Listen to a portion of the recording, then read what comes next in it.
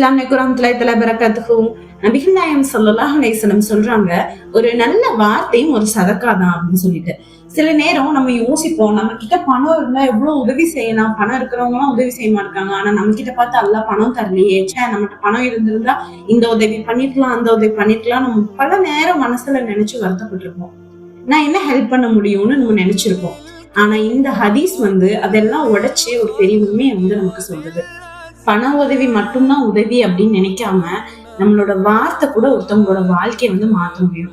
ஒரு மனுஷன் அவன் உள்ளுக்குள்ள உடைஞ்சு போயிருக்கான், அவன் ரொம்ப ஃபேக்கா உலகத்துக்காக சிரிக்கிறான், உண்மையாவே அவன் சந்தோஷமா இல்லை அப்படின்னு தெரிஞ்சுக்கிட்டு அந்த நேரத்துல அவங்களுக்கு ஆறுதலா ஆதரவா சில வார்த்தைகளை நம்ம பேசணும் பார்த்தீங்களா, அது அவனுக்கு எவ்வளவு பெரிய உதவி. யோசிச்சு பாருங்க, ஒரு அம்மா கவலையா இருக்கிறாங்க, ஒரு பெண் ஏதோ ஒரு விஷயத்துக்காக தனியா போராடுறாங்க, நம்மளோட நண்பனே நம்பிக்கை இழந்து போய் இருக்கிறான் அப்படின்னா அவங்கிட்ட போய் ஒரு சாஃப்டான ஒரு வார்த்தை, ஒரு கேரிங்கான ஒரு வார்த்தை, ஒரு சின்சியரான வார்த்தையை நம்ம சொல்லும் போது அது பணத்தை விட பெரிய சதக்கா ஆகுது. நம்ம சரியான நேரத்துல சரியான நபர்கிட்ட சொல்லக்கூடிய சரியான வார்த்தை அவங்களோட அடுத்தடுத்த கட்ட வாழ்க்கையே நகர்த்தி கொண்டு போறதுக்கு ரொம்பவே இலகுவாக்கி கொடுக்குது. யாரோ ஒருத்தவங்களோட வாழ்க்கையில நம்ம சொல்ற அந்த வார்த்தை அவங்களோட இருளான நாளை வெளிச்சமா ஆக்குதுன்னா அதை விட பெரிய சதக்கா என்ன இருக்க போகுது.